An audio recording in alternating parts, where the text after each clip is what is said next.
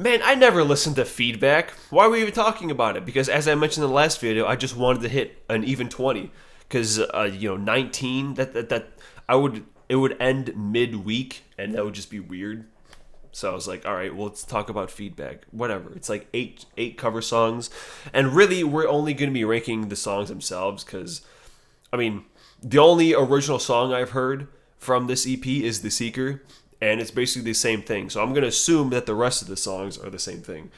And yeah, we're just going to get right into the bottom, which is going to be Shapes of Things, which is just whatever. I don't care for the song whatsoever. And I don't feel bad about it because it's not even their song.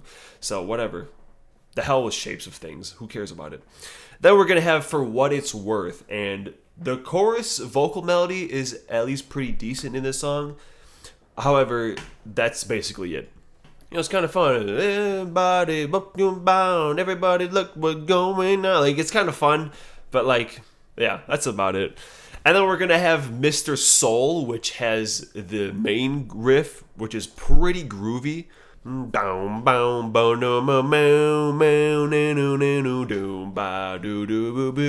Yeah, it's pretty fun. And enough said. Then we're gonna have Crossroads, which is a pretty jammy guitar song. Like Alex just kind of goes ham in it.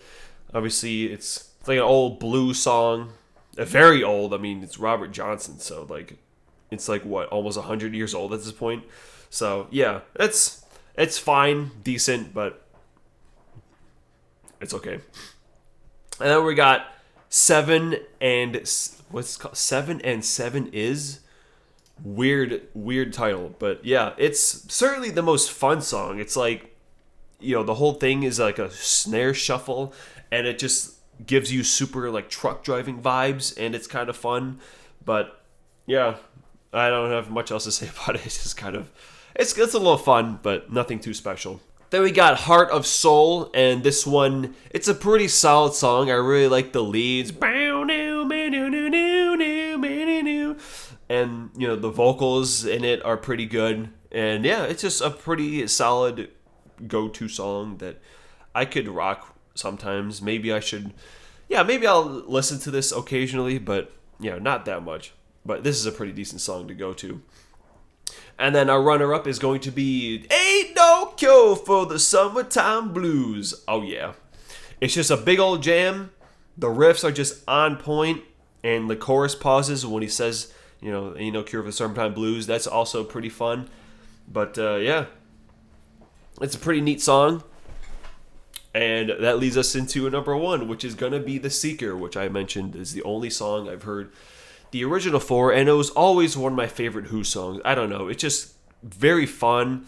The lyrics are, I asked Bobby Dylan, I asked the Beatles, I don't even know what he's looking for, but he's looking for something, and it's just, it's just a classic, man. I always really like The Seeker, and their cover is just basically the same thing, but it's much deeper and more modern than that song. And yeah, it's pretty good. And that pretty much does it for feedback. Obviously it's gonna be super short, but it's also a half-hour EP. So what do you want from me?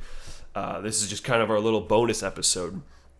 But yeah, that leaves us with only 2 left. So tune in next time when we talk about the semi-finale, which want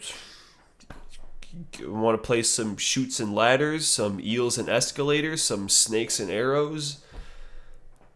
I don't know. I don't really know how to lead into Snakes and Arrows. It's just kind of like 2 random things.